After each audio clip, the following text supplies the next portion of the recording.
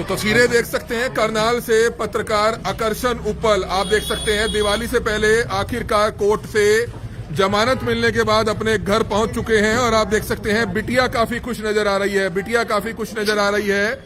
माता का आशीर्वाद लेते हुए, परिवार के लोगों का आशीर्वाद लेते हुए आकर्षण उपल करनाल इस समय आप देख सकते हैं अपने घर पहुंचे हैं, जिसकी तस्वीरें इस समय आप देख सकते हैं। 5.5-6 महीने लग गए हाईकोर्ट से जमानत मिलने में, और इस समय आप तस्वीरें देख सकते हैं उनकी धर्म पत्नी किस तरह से उनके लिए दिया लेकर, और उनकी मां यहां पर इस समय आप देख सकते हैं खड़ी हैं। ये लाइव तस्वीरें इस समय हरियाणा के करनाल से देख सकते हैं। पिछले दिनों आप सबको पता होगा पत्रकार आकर्षण उपल का जो मामला था, उसमें आज आखिरकार पत्रकार आकर्षण उपल को जमानत मिल चुकी है, जिसकी लाइव तस्वीरें इस समय आप देख सकते हैं। आशीर्वाद लेकर इस समय अंदर जाते हुए नजर आ रहे हैं। ये तस्वीरें इस समय आप देख सकते हैं बेटी से मुलाकात करने के बाद, मां से मुलाकात करते हुए और पत्नी से मुलाकात कर इस समय आप देख सकते हैं अंदर जाते हुए, घर के अंदर जाते हुए, क्योंकि जमानत मिल चुकी है। पिछले दिनों एक मामला हुआ, उसमें आपको सबको पता है कि गिरफ्तारी हुई थी।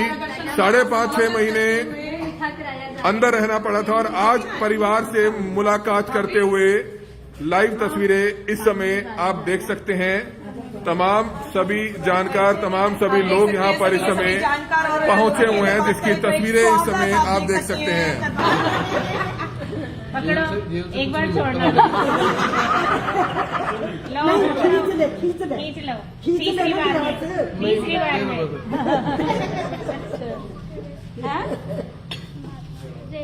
नजर आ रहे तो तस्वीरें आप इस समय देख सकते हैं परिवार से मुलाकात करते हुए। तस्वीरें इस समय हरियाणा के करनाल से इस समय आप देख सकते हैं, लाइव तस्वीरें देख सकते हैं। तो आकर्षण उपल इस समय हमारे साथ मौजूद हैं।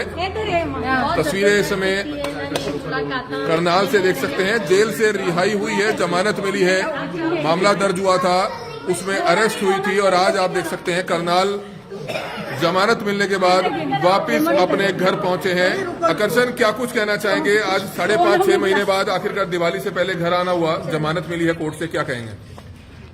सबसे पहले जितने भी पत्रकार साथी थे, जितने भी करनाल के लोग थे, हरियाणा के लोग थे, देश भर के लोग जिन्होंने भी अपना प्यार दिया, सपोर्ट किया, उन सबका बहुत बहुत धन्यवाद।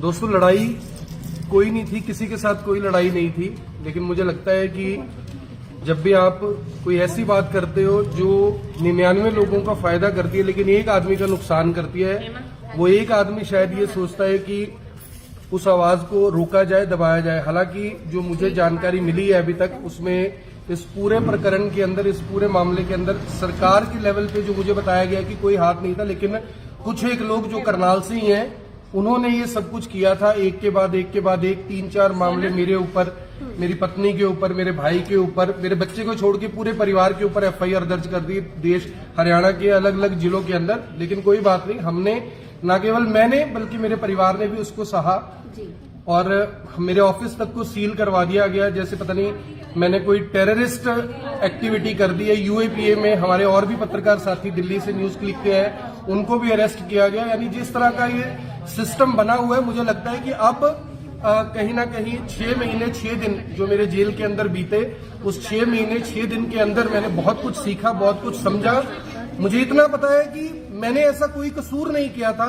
जो हाई कोर्ट ने ऑर्डर भी दिए, अगर कोई भी व्यक्ति उस ऑर्डर को पढ़ेगा, हाई कोर्ट से राहत जब मुझे मिली है, वो सिर्फ राहत नहीं है, वो एक किस्म से उन लोगों के मुंह पे तमाचा है जिन लोगों ने ये पूरी की पूरी साजिशें रची थी। झूठे पर्चे दर्ज किए, अननोन कंप्लेनेंट सामने आए, जो कंप्लेनेंट आज तक अभी किसी कोर्ट के सामने नहीं आया।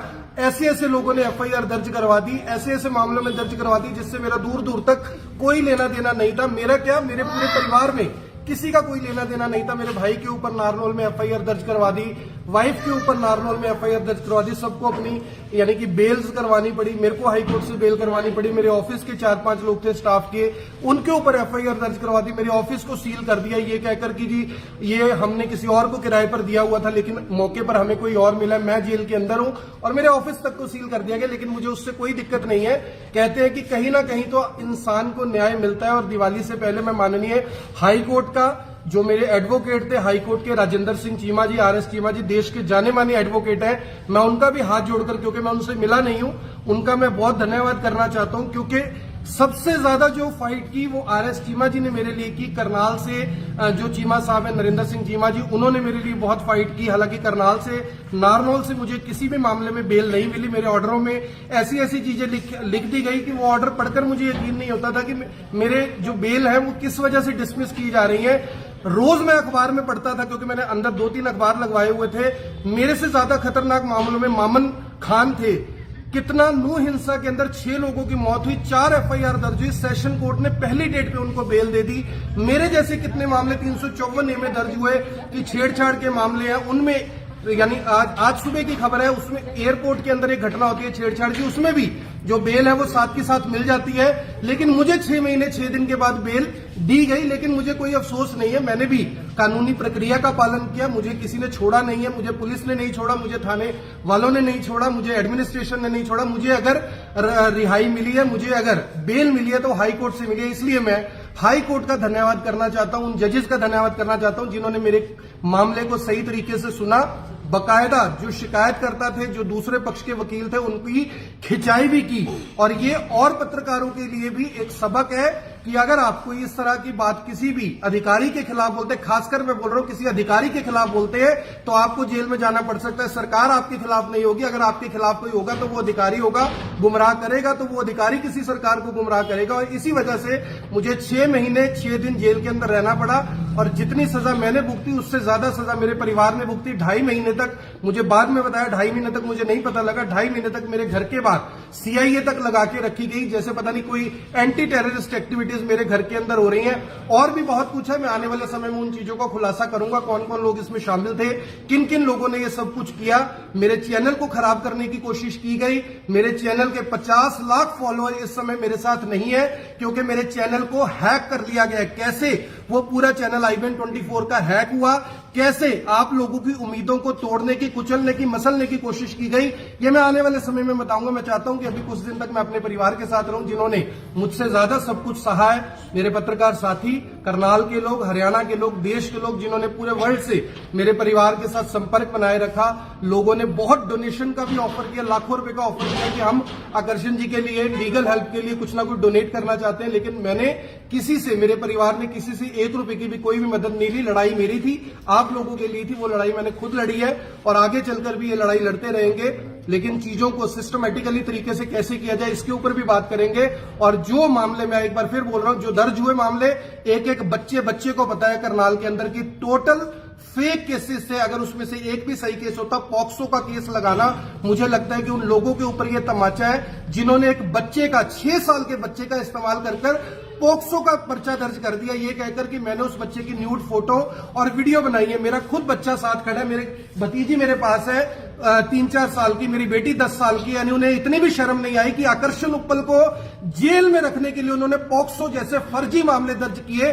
जिन जजेस ने इस मामलों को पढ़ा, कोई रिकवरी नहीं, पेरेंट मना कर रहे हैं कि ऐसा कुछ नहीं हुआ, लेकिन अर्जी फर्जी मामले दर्ज कर कोशिश की गई कि ज्यादा से ज्यादा लंबे से लंबे समय के लिए डिटेन कर रखा जाए। जैसे मैं अगर बाहर आ जाऊंगा तो मेरे आने से शायद पूरा करनाल कहीं बर्बाद ना हो जाए। और पीछे से 6 महीने कितना आबाद हुआ है ये मैं रोज अखबारों में पढ़ रहा था, आप लोग भी पढ़ रहे थे। मेरी आप सभी से हाथ जोड़कर ये अपील है कि जिन भी लोगों ने मुझे ये अभी तक सपोर्ट किया है, जिन भी लोगों ने अपना प्यार मुझे दिया, मेरे परिवार के साथ जुड़े रहे, उन सबका मैं हाथ जोड़कर धन्यवाद करना चाहता हूं। आप सभी का बहुत बहुत धन्यवाद। सर, एक आखिरी सवाल, सिर्फ आखिरी सवाल, जो भी विवाद हुआ सिर्फ वो तहसीलदार वाले मामले में हुआ। अब कुछ एक लोग ये भी नीचे पूछेंगे कि क्या उसमें आकर्षण की कुछ 1% भी कहीं गलती थी, जैसे कि प्रशासनिक अधिकारियों ने बताया कि कुछ शब्दावली कुछ ऐसी गलत चुनी गई थी, क्या इस पर क्या कहना चाहेंगे? मैं इसमें एक ही बात कहना चाहता हूं, हमारे हरियाणा के मुख्यमंत्री बहुत अच्छे आदमी है, ईमानदार आदमी है।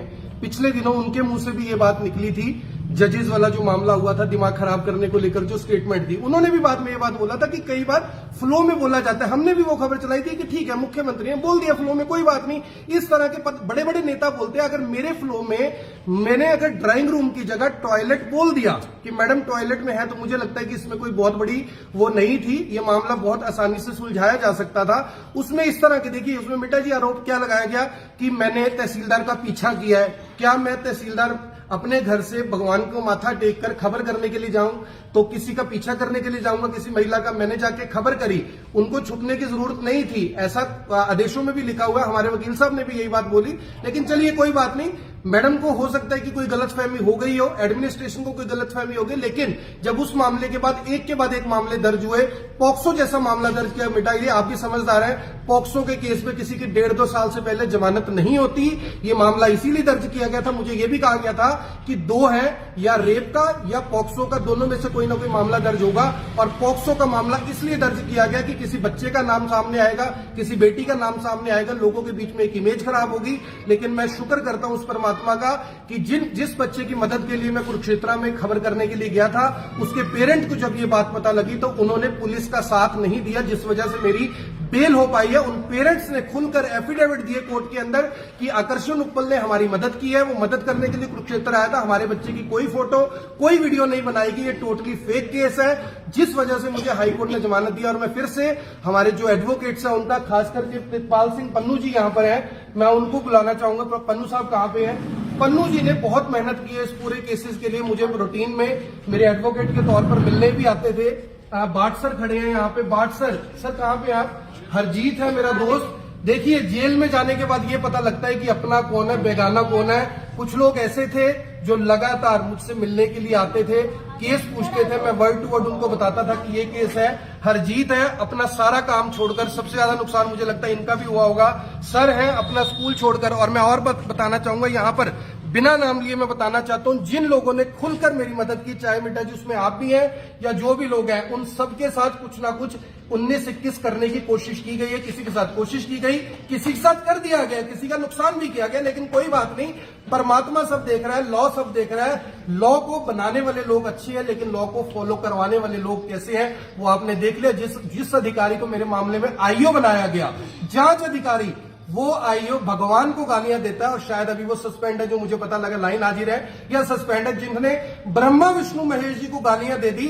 ऐसा शख्स मेरे मामले का आईओ था। यहां से समझ सकते हैं कि कितने बहादुर, कितने काबिल अधिकारियों को मेरे केस के अंदर लगाया गया। ये 6 महीने 6 दिन मैंने 6 साल की तरह बिताए हैं। मुझे पता है कि मैंने जितना नहीं सहा, मेरे परिवार ने उससे ज्यादा सहा है। 2.5 महीने पुलिस मेरी वाइफ का पीछा करती रही है। उनके ऊपर 354D में पर्चा क्यों दर्ज नहीं हुआ? 2.5 महीने तक पुलिस मेरे घर के अंदर आकर मेरे घर वालों को परेशान करती रही है। रात रात को शराब पीकर आते थे मेरे घर में कि हमें ये चीज चाहिए, हमें ये चीज चाहिए, हमें ये चीज चाहिए। उनके ऊपर 354 कौन लगाएगा? ये सारे वीडियोग्राफ मेरे पास है। और आगे चलकर मैं बताऊंगा कि किस तरह से ईमानदार, मेहनती दिखने वाली जो पुलिस है, उसने किस तरह से ये पूरे का पूरा प्रोपोजेंडा रचा, कैसे मेरे फर्जी साइन किए गए, कैसे इन मामलों के अंदर मेरे फर्जी बयान इंसाफ लिखे गए, जिन पर मैंने हस्ताक्षर करने से मना कर दिया, जब मैंने साइन करने से मना कर दिया तो पुलिस ने मेरे साथ क्या क्या किया ये भी मैं आपको बताऊंगा। लेकिन मुझे खुशी सिर्फ और सिर्फ इस चीज की है कि बच्चे से लेकर बूढ़े तक हर शख्स को यह बात पता था कि आकर्षण उपल बेकसूर है, उसने कुछ नहीं किया।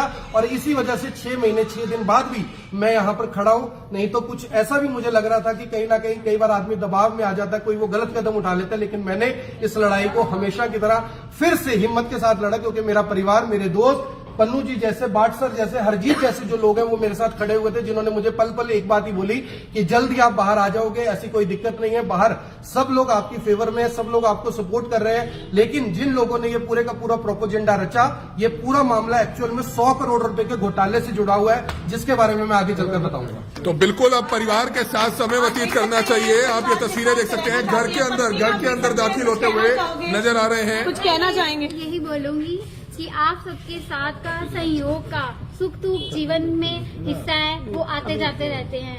लेकिन जब परमात्मा कोई परीक्षा लेता है, देता है, तो वही साथ निभाने की, उससे लड़ने की शक्ति भी देता है। हमने इस समय में बहुत कुछ सीखा है, बहुत कुछ देखा है, बहुत कुछ जाना है। इस 6 महीनों में हमने जिंदगी का एक नया रूप देखा है अपने लिए, बहुत सारे एक्सपीरियंस लिए हैं। बस मैं बहुत ज्यादा तो कुछ नहीं कहूंगी, सबका आभार करूंगी, धन्यवाद करूंगी। कुछ लोग ऐसे भी हैं जिनका नाम नहीं ले सकते, या बहुत सपोर्ट किया उन्होंने और बहुत साथ दिया। सबका आभार, धन्यवाद। और सबके लिए मैं कहती हूँ, परमात्मा, मेरे गुरुजी सबके लिए हैप्पी दिवाली लेके आए, सबके घरों में खुशियाँ लेके आए, जैसे आज हमारे घर में आए। और आज ये सच में एक सतयुग था जब राम जी लौटे थे। मेरे लिए यही बहुत बड़ी बात है कि दिवाली से पहले मेरे पति घर में हैं। ये एक अपने आप में सच्चाई की जीत है, सत्य की जीत है। हमारे लिए आज ही दिवाली है, आज ही दीपक जलाए जाएंगे हमारे घर में। सबको हैप्पी दिवाली, धन्यवाद। जय श्री तो राम। बिल्कुल इस समय आप देख सकते हैं परिवार के साथ घर पहुंचे हैं और परिवार के साथ समय व्यतीत किया जाएगा, जिसकी लाइव तस्वीरें इस समय आप देख सकते हैं। 6 महीने बाद आखिरकार कोर्ट से जमानत हुई, कई तरह की बातें उन्होंने रखी हैं अपनी। आप ये लाइव तस्वीरें देख सकते हैं। इस समय करनाल पहुंचने पर उनके परिवार की तरफ से उनका स्वागत किया जा रहा है, क्योंकि 6 महीने बाद आखिरकार आज जमानत हुई है, जिसकी लाइव तस्वीरें इस समय आप देख सकते हैं। कमल मिडा, करनाल ब्रेकिंग न्यूज, करनाल।